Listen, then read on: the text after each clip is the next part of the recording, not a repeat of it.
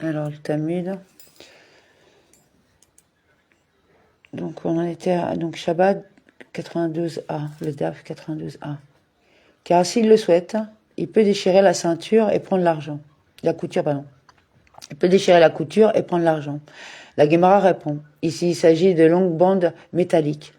Tant que l'intégralité de la bourse n'est pas dans le domaine public, il n'a acquis aucune des longues bandes et il n'est pas responsable du vol. Attendez, cela on l'a eu hier, donc excusez-moi. Ça, on l'a fait, donc on en est à 93. Ouais, 9 cubes, 9,3. 93A. Voilà, excusez-moi. Alors, Shabbat DAF 93A. Par contre, si deux personnes tenaient un gâteau rond de figues, trop lourd à porter pour une seule personne, et qu'elle l'emportait dans le domaine public, si elle se tenait une poutre et l'emportait dans le domaine public, Rabbi Yehuda dit, si une personne est incapable de l'accomplir seule et que deux personnes l'ont accompli, elles en sont responsables. Et sinon, si une personne est capable de le réaliser seule, elle en est exemptée. Rabbi Shimon dit, même si une personne est incapable de l'accomplir seule et que deux personnes l'ont accompli, elles en sont exemptées. C'est à ce propos de ce cas qu'il est dit. En l'accomplissant, Lévitique 4.27, pour établir un principe, celui qui commet une transgression est responsable. Deux personnes qui commettent une transgression sont exemptées. La Gemara demande sur quoi sont-ils en désaccord. La Gemara répond, ils ne sont pas d'accord sur l'interprétation de ce verset. Et si quelqu'un parmi les gens ordinaires pêche involontairement en l'exécutant, il ne devra pas mettre en pratique aucun des commandements de Dieu et être coupable. Lévitique 4.27. Rabbi Shimon soutient. 3 déclarations d'exclusion sont écrites dans ce verset. C'est comme s'il était écrit. Celui qui pêche, et en accomplissant, il pêche. La Torah aurait pu transmettre le même sens en disant simplement « et si c'était l'un des gens ordinaires ». Apparemment, les mots superflus dans le verset sont exclusifs et le verset doit être compris comme suit. Une personne n'est pas beaucoup, deux personnes, un et non deux. En l'exécutant et non à deux. L'un des termes vient exclure de la responsabilité le cas où chacune des deux personnes a accompli une partie de la transgression, c'est-à-dire que telle personne lève un objet d'un domaine et telle personne le place dans un autre domaine. Et l'un des termes vient exclure le cas où cette personne est capable d'accomplir l'action seule. Et cette personne est également capable et les deux accomplissent l'action ensemble. Et l'un des termes vient exclure même le cas où cette personne est incapable d'accomplir l'action seule. Et cette personne est incapable d'accomplir l'action seule. Puisqu'ils ont tous deux violé cette interdiction, ils en sont tous deux exemptés.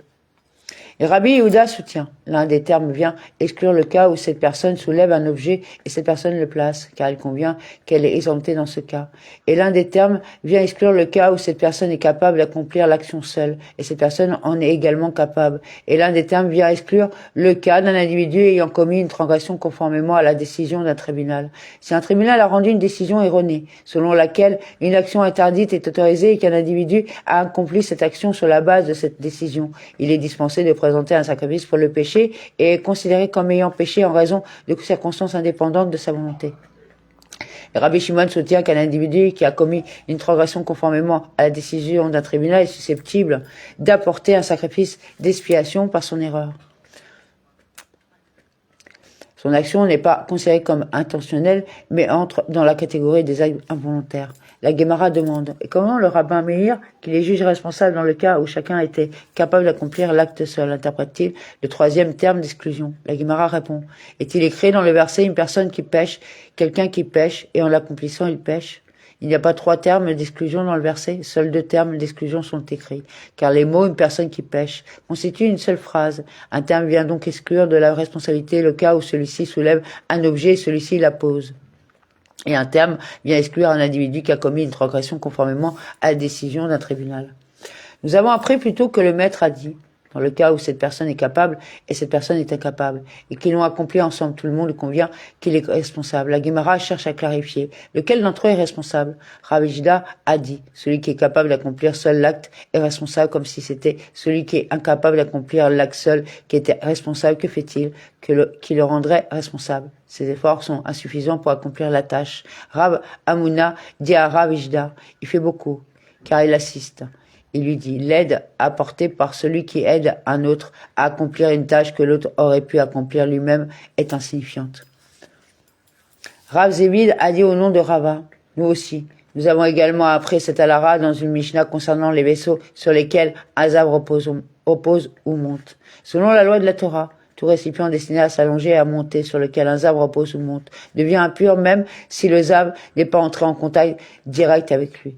Si un zav était assis sur un lit et qu'il y avait 4 vêtements sous les 4 pieds du lit, ils sont tous rituellement impurs. On considère que le poids du zav repose sur chacun des vêtements car le lit est incapable de tenir sur 3 pieds. Et Rabbi Shimon considère les vêtements comme rituellement purs, puisque seule une partie de son poids reposait sur chaque vêtement. Cependant, s'il chevauchait un animal et qu'il y avait 4 vêtements sous les pattes de l'animal, ils sont tous rituellement purs, car l'animal est capable de se tenir debout sur 3 pattes. Et pourquoi les vêtements sont-ils rituellement purs? Les pattes de l'animal ne s'entraident-elles pas pour supporter le poids du zav? N'est-ce pas parce que nous disons un objet qui aide est insubstantiel? Rav Yehuda de Diskarta a dit, en fait, je vais vous dire qu'une personne ou un objet qui aide est substantiel. Cependant, il en va différemment ici, car l'animal a levé complètement sa patte. La Mishnah ne parle pas du cas d'un animal qui pourra théoriquement se tenir sur 3 pattes, mais d'une situation réelle, où il a complètement levé un de ses pieds et le 4e pied n'a même pas aidé à supporter le poids de l'animal. La Gemara rejette la suggestion du Rav Yehuda de Diskarta. Et comme il lève tôt tel pied et tantôt tel pied, il devrait avoir le statut juridique d'un zav qui se retourne. N'avons-nous pas appris dans une Mishnah concernant un zav qui était allongé sur 5 bancs ou 5 ceintures porte-monnaie? S'il était allongé sur leur longueur, ils sont impurs. À différents moments, son corps tout entier gisait sur chacun des bancs ou sur chacune des ceintures porte-monnaie. S'il était allongé sur toute leur largeur, ils sont rituellement purs car à aucun moment tout son poids n'a été soutenu par l'un des bancs ou des ceintures porte-monnaie. Cependant, s'il a dormi sur toute leur largeur, il a une incertitude quant à savoir si pendant son sommeil, il s'est retourné sur eux ou non. Cela soulève la possibilité qu'à un moment donné, il se soit allongé sur toute leur longueur et que tout son poids ait été supporté par l'un des bancs. Tous les bancs sont donc impurs. Un zav qui déplace son poids d'un endroit à un autre rend tous ces endroits rituellement impurs. De même, le fait que l'animal soulève des pattes différentes n'est pas suffisant pour que chacune soit considérée comme ne contribuant pas à supporter le poids du zav. N'est-ce pas plutôt que les vêtements sous les pattes de l'animal restent rituellement purs parce que nous disons un objet qui aide est substantiel? Chaque pied aide simplement à supporter le poids du zav. De même, Rav Papi a dit au nom de Rava. Nous aussi, nous avons également appris le soutien de cet halara. Daf 93b, comme nous l'avons appris dans une Mishnah, Rabbi Yosei dit, si un rab montait sur un animal et qu'il y avait un vêtement en dessous, s'il montait à cheval et rend le vêtement impur au moyen des pattes avant du cheval, c'est seulement alors qu'il est impur. Si c'était sous les pattes postérieures du cheval, ce n'est pas le cas. Et s'il montait l'âne, il rend le vêtement impur au moyen des pattes postérieures de l'âne. C'est seulement alors qu'il est impur. Et si c'était sous les pattes avant de l'âne, ce n'est pas le cas. La raison de cette distinction est qu'un cheval repose principalement sur ses pattes avant et qu'un âne repose principalement sur ses pattes arrière. Mais pourquoi un vêtement placé sous les pattes arrière d'un cheval ou sous les pattes avant d'un âne devrait-il rester rituellement pur? Les jambes ne s'entraident-elles pas? La raison n'est-elle pas parce que nous disons que celui qui aide est insignifiant? Ravashi a dit, nous aussi, nous avons également appris le soutien de cet halara dans une autre Mishnah. Rabbi Eliezer dit, à propos d'un prêtre qui se tenait dans le temple, et un de ses pieds était sur un vase, et un de ses pieds était sur le sol, ou un de ses pieds était sur une pierre, et un de ses pieds était par terre, alors qu'il accomplissait les rites sacerdotaux du temple. On voit si le vase était enlevé ou si la pierre était enlevée, s'il serait encore capable de se tenir sur un pied à terre. Si tel est le cas, son service est valide. S'il ne peut pas tenir sur un seul pied, son service est invalide. Est-il considéré comme debout au sol, auquel cas le service est valable? Ou n'est-il pas considéré comme debout au sol, auquel cas le service est invalide? La Gemara demande, et pourquoi? S'il était encore capable de se tenir sur un pied, cela serait-il valable? Ses jambes ne s'entraident-elles pas? N'est-ce pas parce que nous disons celui qui aide est insignifiant? Ravina a déclaré. Nous aussi, nous avons également appris le soutien de cela dans une autre Mishnah. Tout service accompli dans le temple doit être accompli avec la main droite. S'il a reçu du sang dans sa main droite et que sa main gauche a aidé sa main droite, son service est invalide. Et pourquoi son service est-il valable? Ses mains ne s'entraident-elles pas? N'est-ce pas parce que nous disons celui qui aide est insignifiant? La Gemara conclut en effet, apprenez de cela qu'il en est ainsi. Le maître a dit dans une barretta citée ci-dessus concernant une action accomplie par deux personnes, lorsque cette personne est capable de l'accomplir seule et que cette personne est capable de l'accomplir seule. Rabbi Meir les considère comme responsables. Un dilemme a été soulevé devant les étudiants. Faut-il une mesure qui détermine la responsabilité de telle personne et une mesure qui détermine la responsabilité de telle autre? Ou peut-être qu'une seule mesure permettant de déterminer la responsabilité est suffisante pour tous?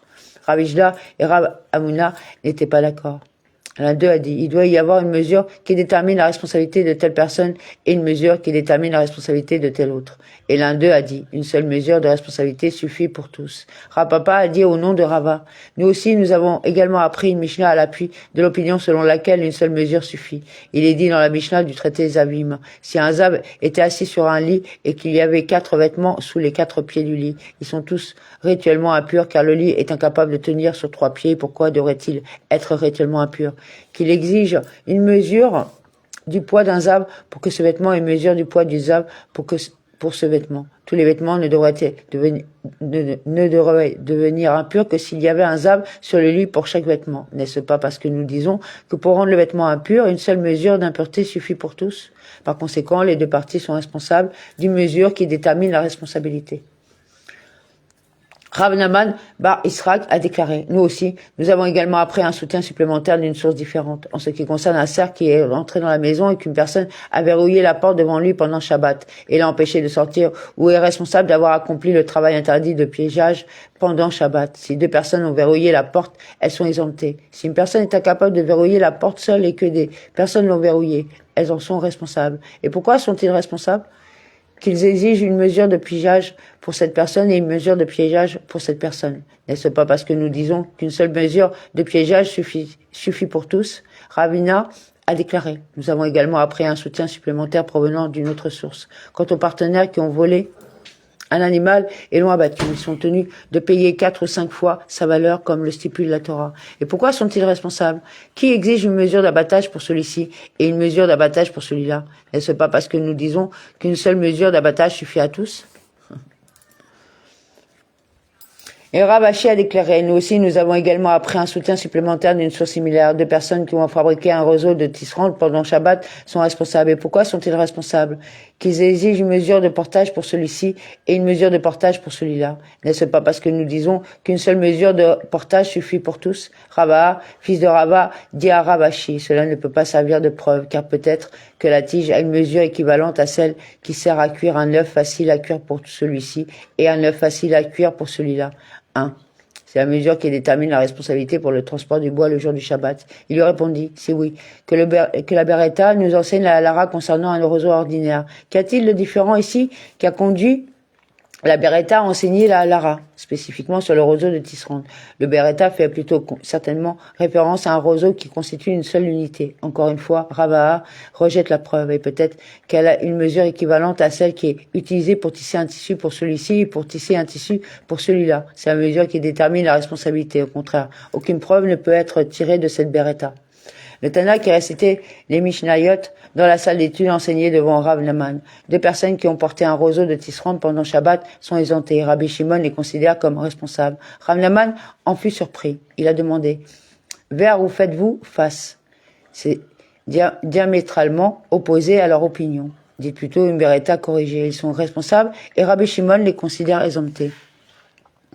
Mishnah, celui qui transporte des aliments en quantité inférieure à la mesure qui détermine la responsabilité pour le transport de nourriture dans un récipient pendant Shabbat est exempté même pour l'exécution du récipient car le récipient est secondaire par rapport à la nourriture qu'il contient. Puisqu'on n'est pas responsable du transport de la nourriture, on n'est pas non plus responsable du transport du navire. De même, celui qui transporte une personne vivante sur un lit est exempté même pour transporter le lit, car le lit est secondaire à la personne. Celui qui transporte un cadavre sur un lit est responsable. Et de même, celui qui réalise un volume olive de cadavre, ou un volume d'olive d'une carcasse d'animal, ou un volume lentille d'un animal rampant, qui sont les mesures minimales de ces objets qui transmettent l'impureté rituelle, est passible de, et Rabbi Shimon le considère exempté. Il soutient que l'on n'est pas que l'on n'est responsable que d'accomplir un travail interdit pour le plaisir en soi. Celui qui transporte un objet afin de l'amener à sa destination est responsable. Or, les gens transportent un cadavre ou une carcasse d'animal uniquement pour s'en débarrasser. Guémara, les sages, ont enseigné dans une Beretta celui qui exécute la mesure qui détermine la responsabilité pour le transport de nourriture dans un récipient pendant Shabbat est responsable du transport de la nourriture et exempté du transport du navire.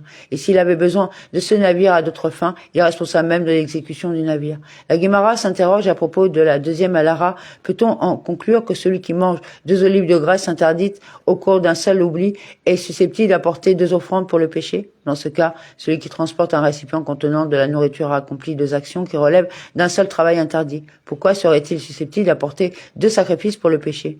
Rav Shechet a dit, de quoi avons-nous affaire ici? Nous avons affaire à un cas où on continuera demain.